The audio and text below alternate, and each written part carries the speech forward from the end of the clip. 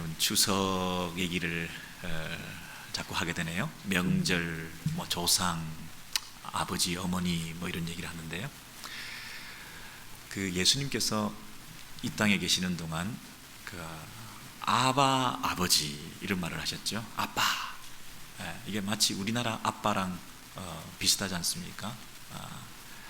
그래서 그 세계의 원래 그 바벨탑 사건 이전에, 언어가 혼잡하기 전에는 인간의 인류의 언어가 다 하나였던 것 같아요.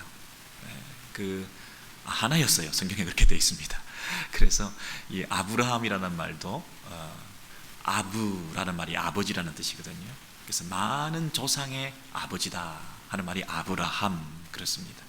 그래서 아빠, 아부, 아버지 다 이렇게 그 어원이 하나였던 것 같습니다.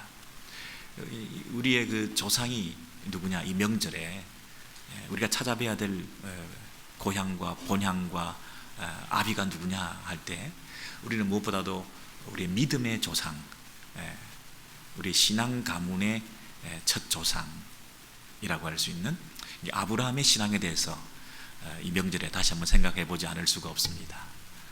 누가 조상인가? 누가 후손인가? 이 동질의 DNA를 가지고 있어야 이게 조상이고 후손인데 말이죠.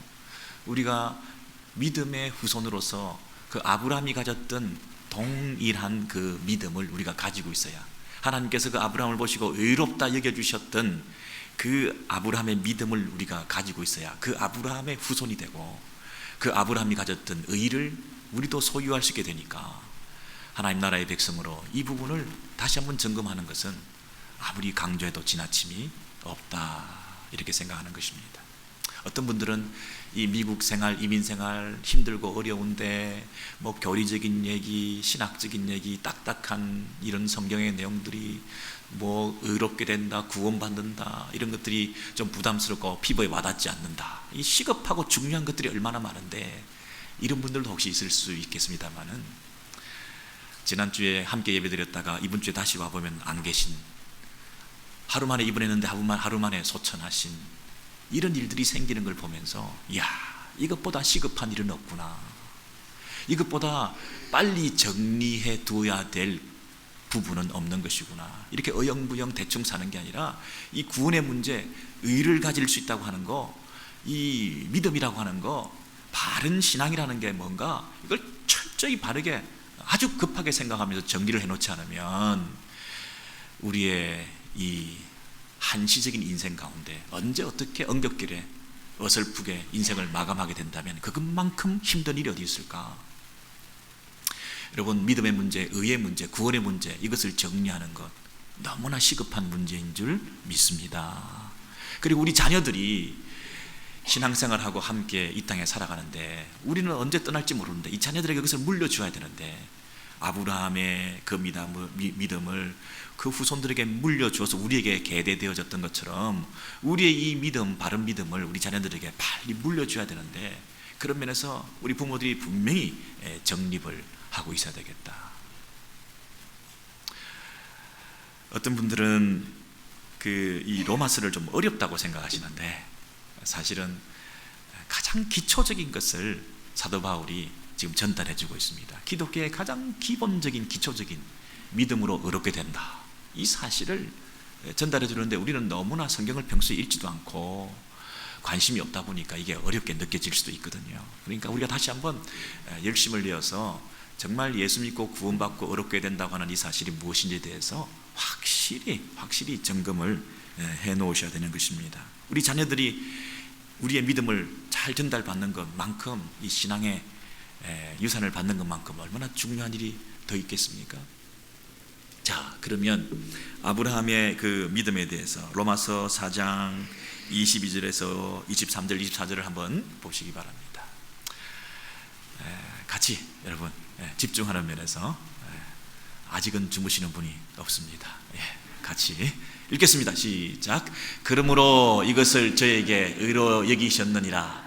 저에게 의로 여기셨다 기록된 것은 아브라함만 위한 것이 아니요 의로 여기심을 받을 우리도 위함이니 곧 예수 우리 주를 죽은 자 가운데서 살리신 이를 믿는 자니라. 아멘. 여러분, 여기 보니까 아브라함이 의롭게 된 것은 아브라함만 의롭게 되게 하기 위해서 기록된 게 아니라, 그 역사적 사건이 성경에 기록되어져 있는 것은 그것을 읽는 독자들이 읽고 우리들도 의롭게 되게 하기 위해서 그 아브라함의 사건이 기록되어 있다, 이렇게 말하고 있습니다. 그러므로 아브라함이 예수 믿고 구원받은 것과 우리가 예수 믿고 구원받은 것이 같은 선상의 동질의 것이다, 분명히 이렇게 말을 하고 있습니다. 그 하반절에 보시면 곧 예수 우리 주를 죽은 자 가운데서 살리신 이를 믿는 것이다. 여러분, 우리들은 아브라함의 믿음을 그대로 받았습니다. 그런데 우리가 무엇을 믿고 있다고요? 예수 우리 주를 죽은 자 가운데서 살리신 분 하나님을 믿는다 그랬습니다. 여러분 잘 보셔야 됩니다. 우리가 뭘 믿고 있다고요? 예수 우리 주를 죽은 자 가운데서 살리신 그 하나님을 우리가 믿는다. 그럼 아브라함도 같은 믿음인데 아브라함이 뭘 믿었다고요? 예수 우리 주를 죽은 자 가운데서 다시 살리신 하나님을 아브라함도 믿었다, 이렇게 말하는 것입니다. 아브라함의 믿음과 우리의 믿음은 뭐라고요? 죽은 자도 다시 살리시는 하나님을 믿었다. 근데 하나님이 누구를 보내셨다고요?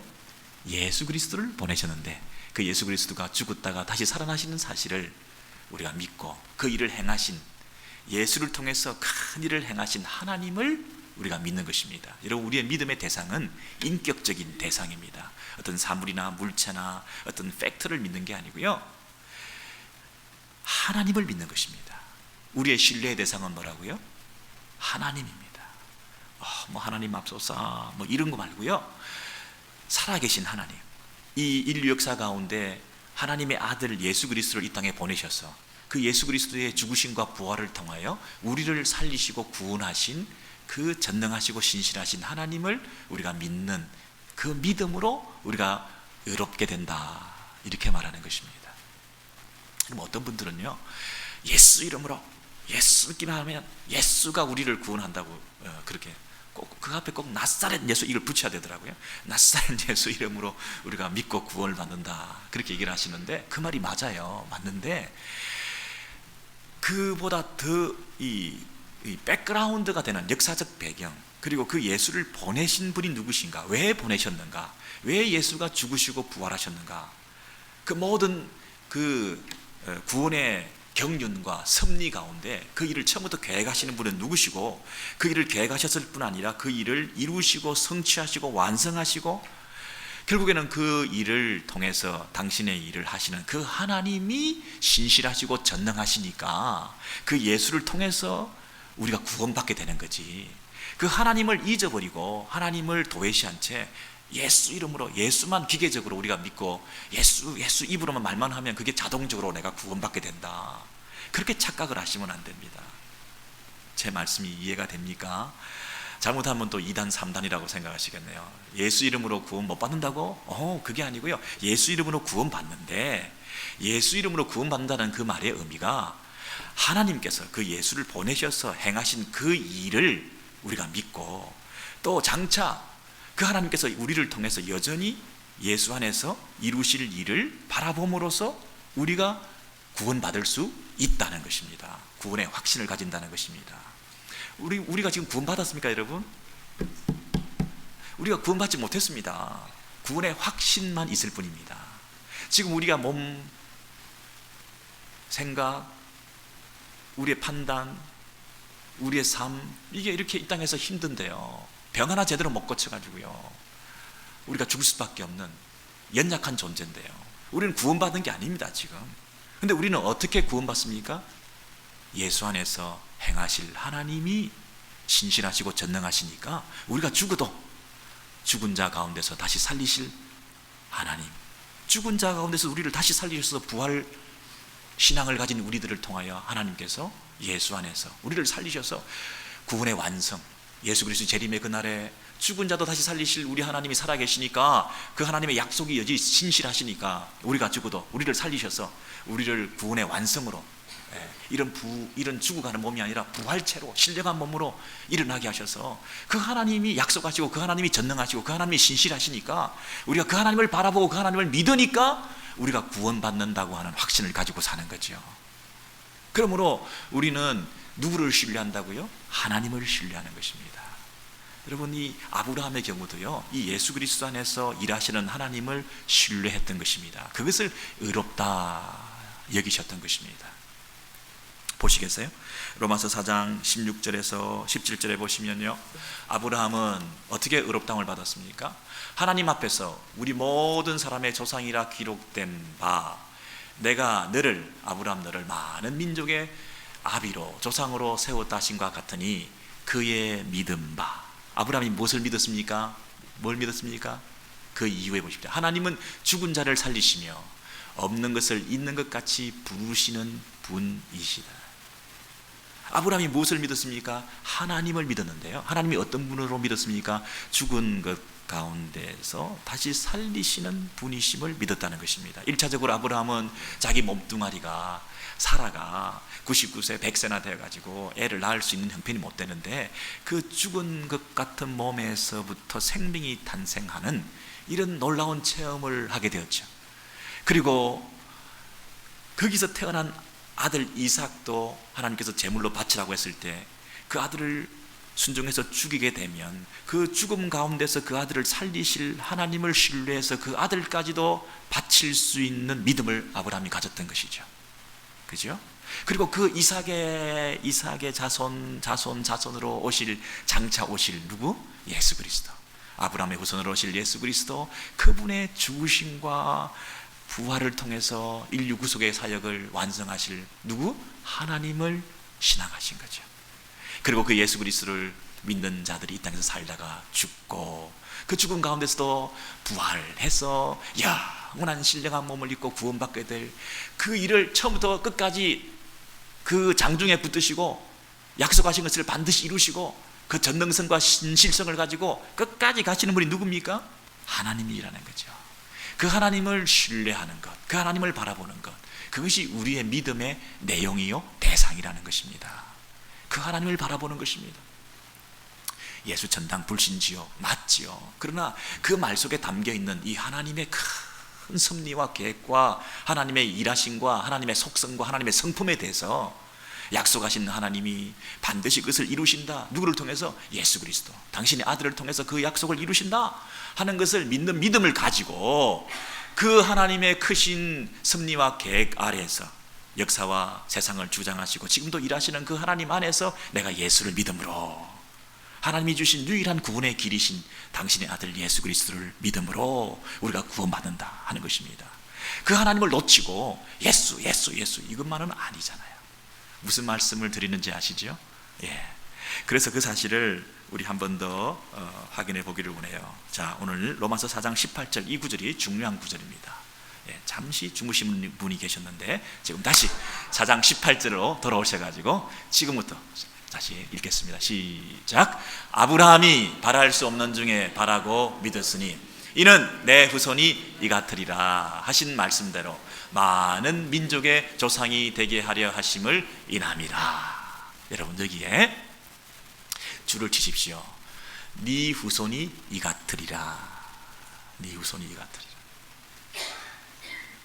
아브라함에게 하나님께서 뭐라고 말씀하시고 약속하셨습니까?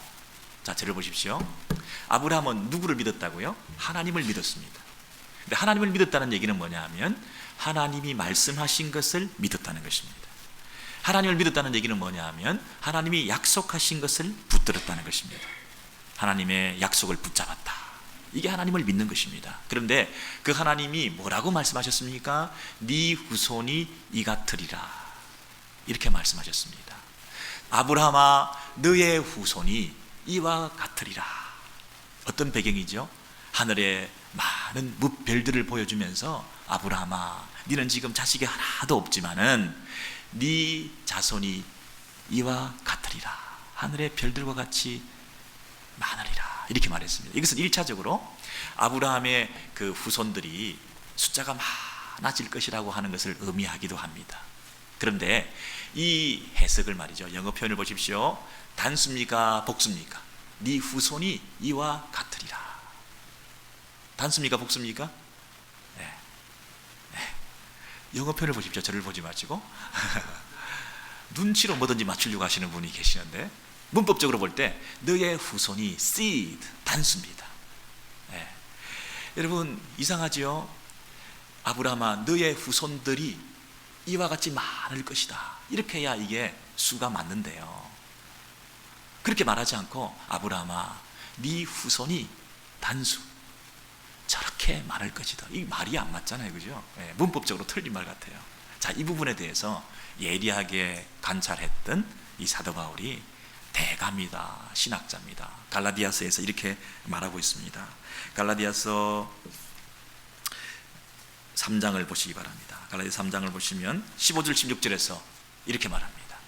사람의 언약이라도 정한 후에는 아무도 패하거나 더하거나 하지 못하느니라. 사람이 약속한 것도 그 약속을 지키려고 애를 쓰는데 하물며 하나님의 약속은 오죽하겠느냐. 하나님의 약속은 반드시 지킨다. 근데 그 약속이 뭡니까? 이 너의 후손이 이와 같으리라. 그런데 그 후손이 뭡니까? 이 약속들은 아브라함과 그 자손에게 말씀하신 것인데 여럿을 가리켜 자손들이라 하지 아니하시고 복수로 그 자손들이라 이렇게 말하지 아니하시고 오직 한 사람을 가리켜 내 자손 아브라함아 너의 후손이 이와 같으리라 이렇게 말씀하셨으니 곧 그 후손이 누구라고요? 그리스도라 이렇게 말합니다. 이건 제가 억지로 갖다 붙여서 말하는 게 아니라 성경이 성경으로 풀어보니까 사도 바울이 그 아브라함이 하나님 앞에서 약속을 받을 때 아브라함아 네 후손이 이와 같으리라 할 때 그 단수로 말씀하신 이유가 뭐냐, 너의 후손들이 저렇게 많으리라 하는 수적인 양적인 면에서만 얘기하는 게 아니라 영적인 면에서 네 후손이 저와 같으리라, 하늘의 별처럼 빛나게 될 것이다 이렇게 말하면서 그 후손이 누구냐 하면 예수 그리스도다 이렇게 말씀을 하셨다는 거예요. 여러분 이해가 되십니까? 네, 저를 보십시오. 네. 만약에 아브라함에게 하나님께서 아브라함아 너 후손들이 저와 같이 많으리라 이렇게 약속하셨다면 그 후손들은 아브라함의 육적 자손들일 것입니다. 아브라함아 너의 후손들이, 너는 지금 자식들이 없지 않냐? 네 몸에서 날 자가 네 후산이라. 너는 지금 한 명도 자식이 없는데 네 후손들이 걱정하지 마라 저렇게 많아질 거다. 만약에 복수로 썼다면 네 후손들이 저와 같이 많을 거라 그러면 아브라함의 육적 후손들을 먼저 얘기하는 것입니다. 그런데 네 후손이 저와 같이 많으리라 단수를 썼다는 얘기는 이 단수 안에서 새로워진 백성들이 저와 같이 많을 것이다 이런 뜻 아닙니까? 예수 그리스도 한 분, 아브라함의 후손으로 장차 오게 되는 그 예수, 하나님의 아들이신 그 예수를 통해서 이루어지게 되는 새 천국의 백성들이 저와 같이 많으리라 이렇게 말씀하시는 거잖아요. 그러니까 아브라함의 육적 후손들이 아니라 아브라함의 영적 후손들, 예수 그리스도 안에 있는 아브라함의 육적인 몸을 통해서 계보를 이어서 아브라함의 육신의 자손으로 오기는 하지만 그는 하나님의 아들로 이 땅에 오셔서 그리스도로 하나님의 메시아로 이 땅에 오셔서 그 그리스도 예수 안에서 새로운 백성들이 이 땅에 탄생되고 그 새로운 백성들이 그 하나님 나라에 불러 모아지는 영적 후손들을 이미 아브라함은 약속으로 받았다는 것입니다. 여러분 아브라함은 처음에 하나님의 부르심을 받을 때 유대인들의 조상이 되기 위해서 부르심을 받은 게 아니네요. 처음부터 아브라함을 하나님께서 부르셨을 때는 그 아브라함의 몸에서 하나님의 메시아 예수 그리스도를 태어나게 인간의 몸으로 이 땅에 태어나게 하시기 위해서 그 아브라함의 후손으로 태어나게 하셨을 뿐이지 그 예수 안에서 새로워진 백성을 창조하시고 불러 모으시기 위한 아브라함을 통하여 믿음의 후손들을 하나님께서 생산하시기 위한 계획을 가지고 처음에 아브라함을 불렀다는 것입니다. 그런데 어떻게 유대인들이 아브라함이 우리 조상이다 이렇게 말할 수 있습니까? 몰라도 너무 모른다 그렇게 얘기하면서 사도 바울이 이렇게 관점을 정리해 주면서 아브라함에게 이 약속을 심어 주었습니다. 그러므로 아브라함은 누구를 바라보았습니까? 예수 그리스도를 이미 그때부터 바라본 것입니다. 어렴풋하지만 그래도 하나님께서 너의 후손의 후손의 후손을 통해서 내 아들을, 하나님의 아들을 이 땅에 보내심으로 그의 죽으심과 부활을 통하여 이 인류의 구속의 사업을 완성하게 될 것이다. 예수 그리스도를 아브라함은 그때부터 바라본 것입니다.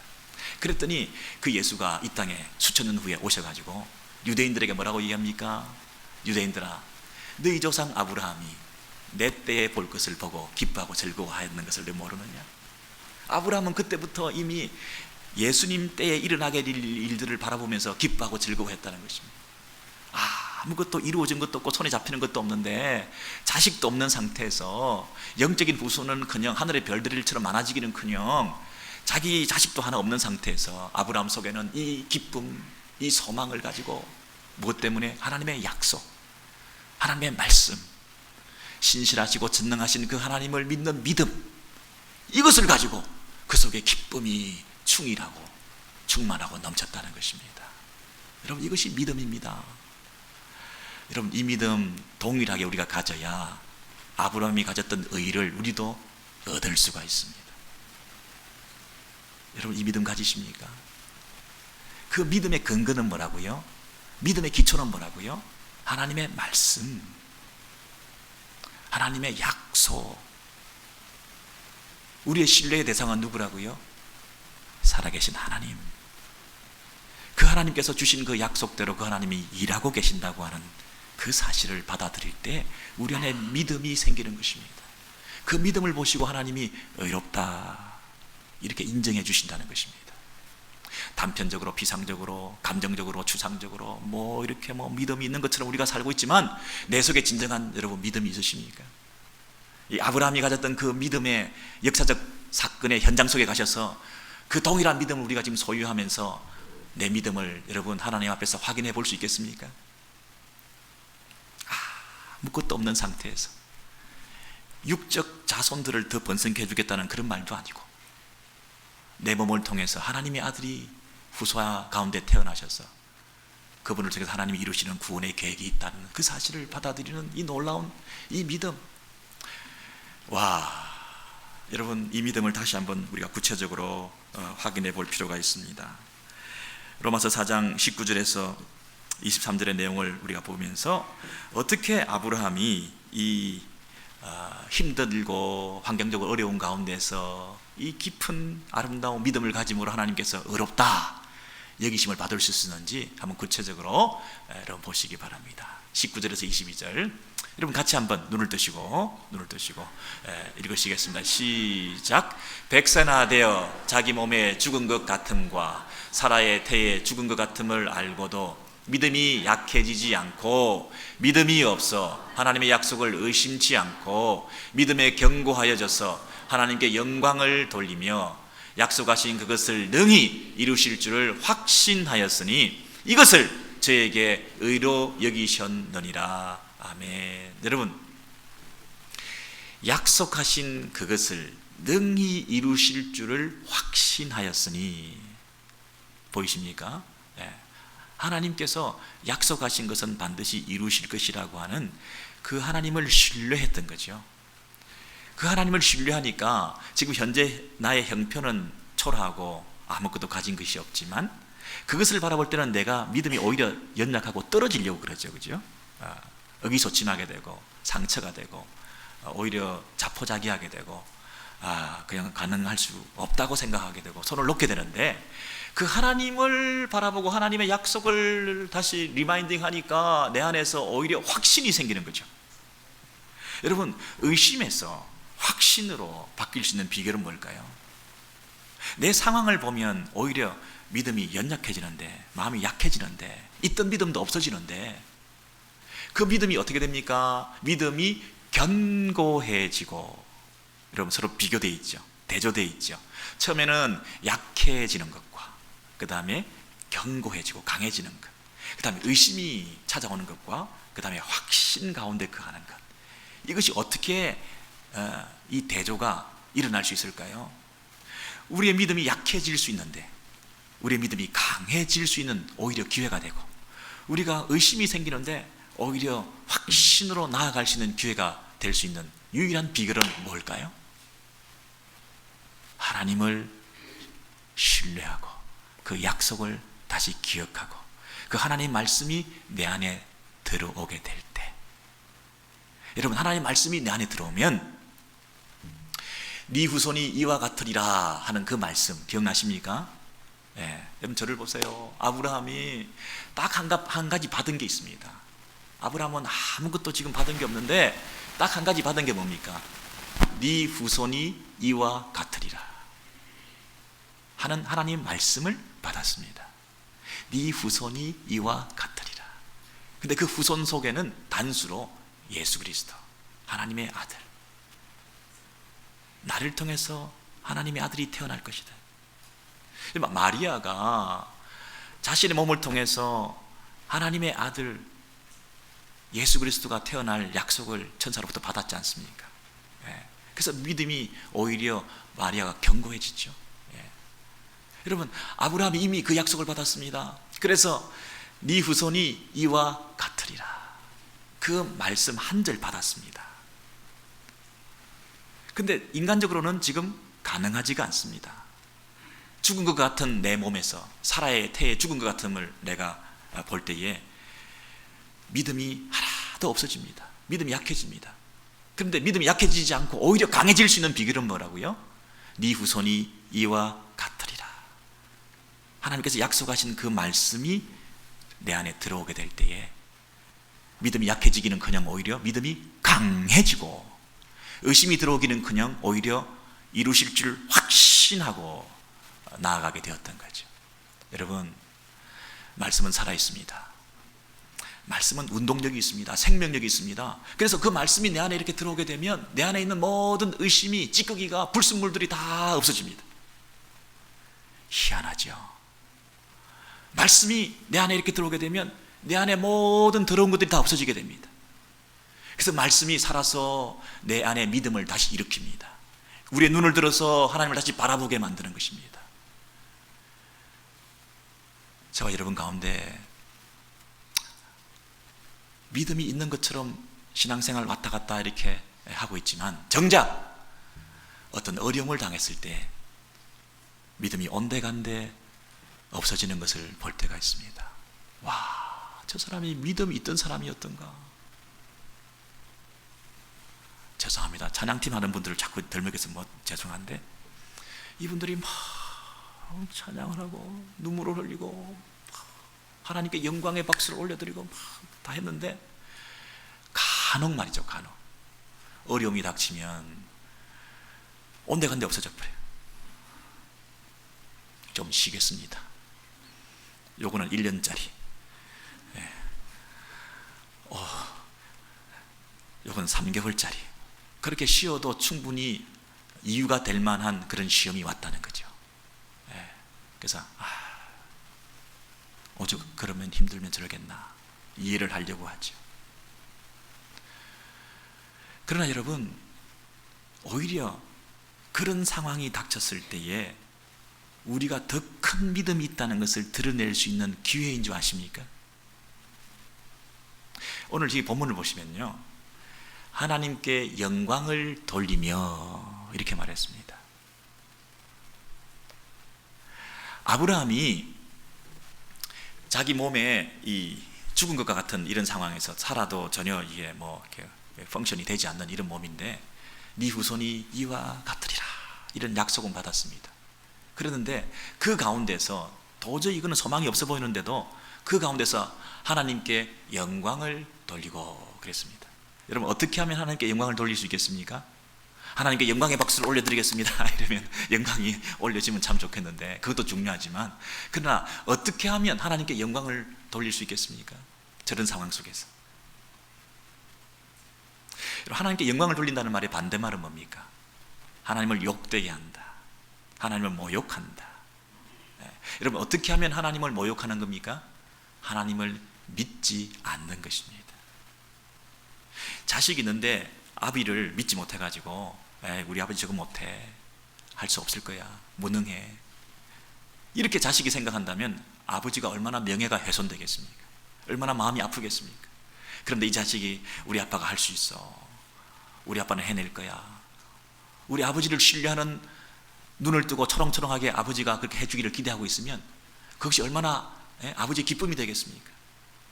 이 자녀들이요, 하나님을 바라보면서 하나님이 모든 것을 하실 수 있습니다 하는 믿음의 눈을 뜨고 바라보고 있으면 그것이 하나님 아버지께 기쁨이 되고 영광이 되는 것입니다. 근데 하나님을 믿지 못하면 하나님을 욕하는 것입니다. 하나님을 믿지 못하는 것보다 하나님에게 더 모욕적인 것은 없습니다. 그러므로 순전하게 하나님을 믿는다고 하는 것은 하나님께 영광을 올려드리는 것입니다. 순전하게 하나님을 믿는 것보다 더 하나님께 크게 영광 돌려드릴 수 있는 방법이 없습니다. 하나님에게 온전한 믿음을 표현할 때 그것이 하나님께 영광이 되는 것입니다. 하나님을 믿지 못한다고 생각할 때 하나님을 욕하는 것입니다. 여러분, 그러니까 이 아브라함이 이 절망적인 상황 가운데서도 하나님께 영광을 돌리고, 이 말은 뭡니까? 하나님을 전적으로 신뢰하고 절망적인 상황 가운데서도 하나님만 바라보고, 바랄 수 없는 중에도 하나님만 바라보고, 이게 하나님께 기쁨이 되고 영광이 되었다는 것입니다. 여러분, 그러면 하나님께 더 큰 영광을 올릴 수 있는 방법은 뭐겠습니까? 하나님께 더 큰 기쁨을 드릴 수 있는 찬스는 뭐겠습니까? 내가 가장 절망적일 때입니다. 내가 가장 소망이 없을 때입니다. 가장 소망이 없고 가장 절망적인 상황 속에서도 하나님만 바라보면 그것이 하나님께 기쁨이 되고 영광이 되는 것입니다. 여러분, 기도했는데 응답이 없다, 일이 자꾸만 더 꼬인다, 내 소원과 내 꿈은 다 산산조각이 났다, 질병을 낫기를 위해서 기도했는데 오히려 합병증은 생기고 병은 더 깊어진다, 낫기는 그냥 죽어간다, 관계는 더 깨어지고 사람들은 다 나를 미워한다, 모든 사람이 나를 공격한다, 비난한다, 아무도 내 친구가 없어졌다. 여러분, 이런 상황이, 믿을 만한 사람이 아무도 없는 상황이 되었다. 이민생활이 더 힘들어지기 시작했다. 여러분, 이런 상황이 오히려 하나님만 바라볼 수 있는 기회 아닙니까? 하나님께만 온전한 믿음을 표현할 수 있는 기회 아닙니까? 하나님께만 영광을 돌릴 수 있는 기회 아니겠습니까? 이것을 보시고 하나님께서 의로 여기신다. 네 믿음이 진짜구나. 믿음이 약해질 수 있는 상황인데 오히려 믿음이 더 견고해지고, 아브라함이 의심이 잔뜩 들었을 수 있는 그런 상황인데 오히려 능히 이루실 줄 확신하고, 아브라함이 오히려 확신으로, 오히려 강한 믿음으로 바뀌어지게 되었을 때 그것을 하나님이 보시고 네 믿음이 진짜구나, 너를 의로 여기신다, 이렇게 말씀하시는 거죠. 여러분, 우리가 다 믿음이 있는 것처럼 살고 있습니다만은 그 믿음이 진짜인지 아닌지 실증해 보일 수 있는 때는 언제라고요? 어려움이 닥쳤을 때. 예수께서 이 말씀하셨죠. 폭풍우 가운데 제자들이 우왕좌왕하고 배를 타고 힘들어하고 있을 때 예수께서 뭐라고 하셨습니까? 너희들의 믿음이 어디 있느냐? 믿음을 의인화해서 어디에 있는가 찾아봐라. 집에다 두고 왔냐? 어디 써먹으려고 감춰놨냐? 네 믿음이 왜 온데간데 없냐? 장소적인 면에서 믿음이 어디 있느냐라고 꼬집어 물으셨어요. 여러분, 우리의 믿음이 어디 있습니까? 폭풍우가 났을 때, 인생의 풍파를 만났을 때 우리 믿음이 어디 있습니까? 그 폭풍우와 어려운 환경 속에서, 절망적인 상황에서 우리의 믿음을 적용해내야, 믿음을 나타내 보여야 그것이 우리가 믿음이 있는 거 아닙니까? 그 믿음이 있어야 그 믿음을 보시고 하나님께서 이것을 저에게 의로 여기셨다, 이렇게 말씀하시는 것입니다. 여러분,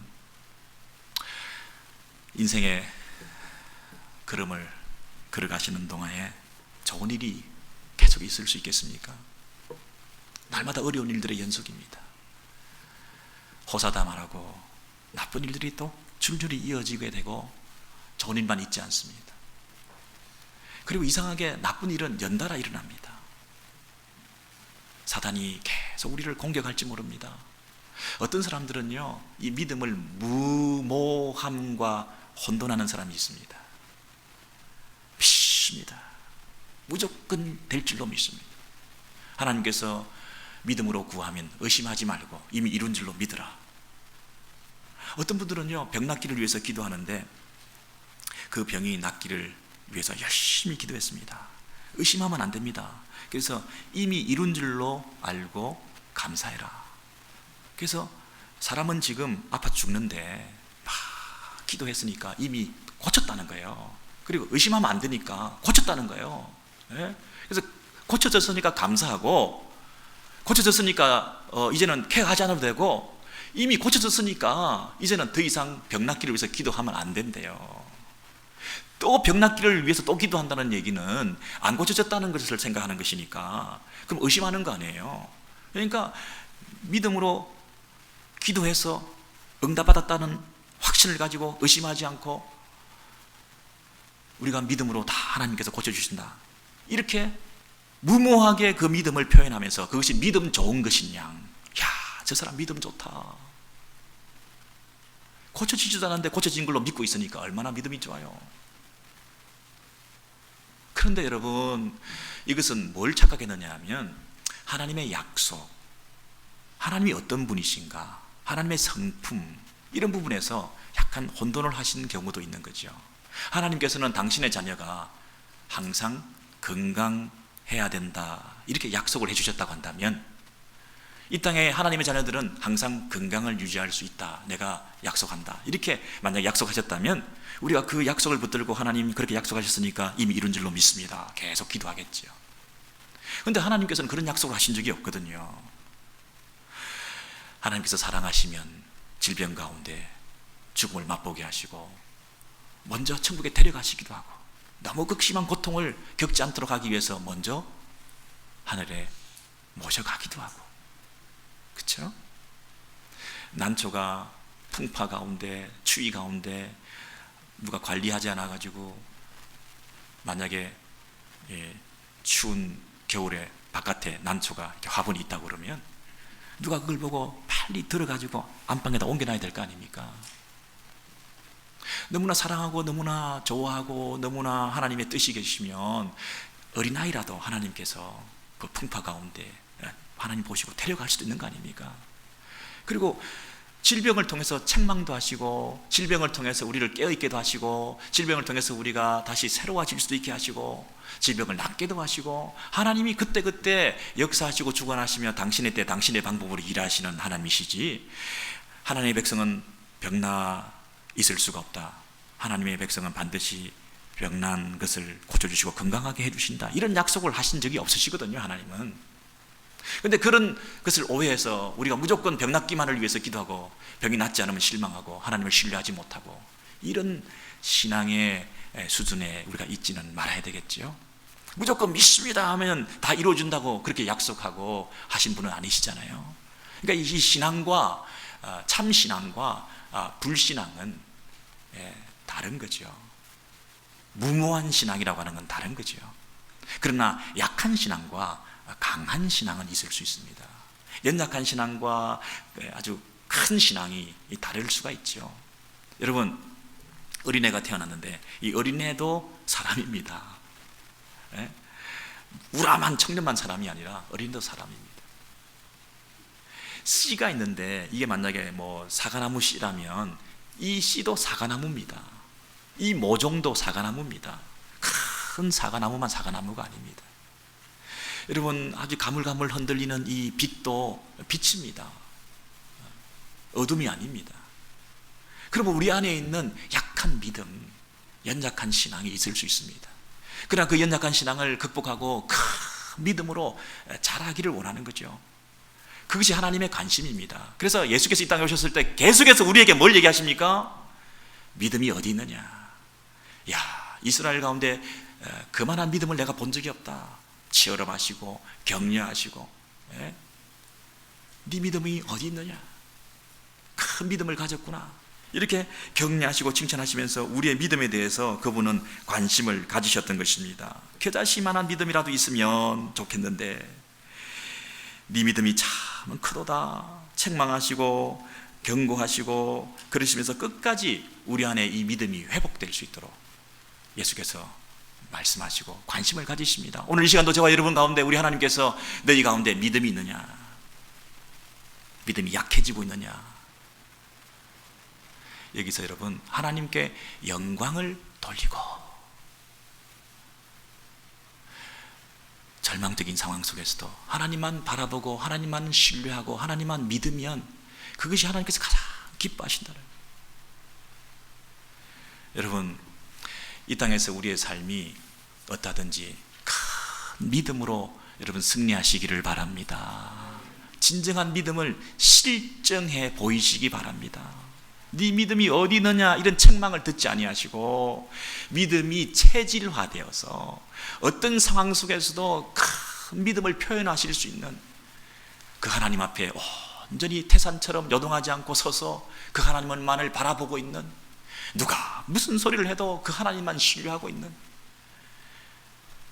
아무런 생산 능력이 없는 아브라함과 사라에게 하나님께서 약속 주시고 네 후손이 이와 같으리라, 그 한마디 가슴에 새기면서 큰 믿음을 가지고 믿음이 약해지기는커녕 오히려 강해지고 의심하기는 그냥 오히려 확신에 차서 바랄 수 없는 중에 바라고 나아갔던 이 아브라함의 믿음, 이 믿음이 진짜 믿음이구나, 그 믿음을 가진 자를 하나님께서 의롭다 여겨주셨다는 것입니다.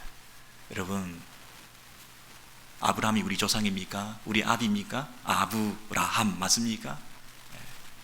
그 아브라함의 후손이라면 우리는 이 동일한 믿음을 가지셔야 됩니다. 입으로만요 주여 주여 예수 믿습니다, 교회 왔다 갔다 하시면서 나 예수 믿잖아, 나 교회 다녀, 그거 아닙니다. 바랄 수 없는 중에 바라고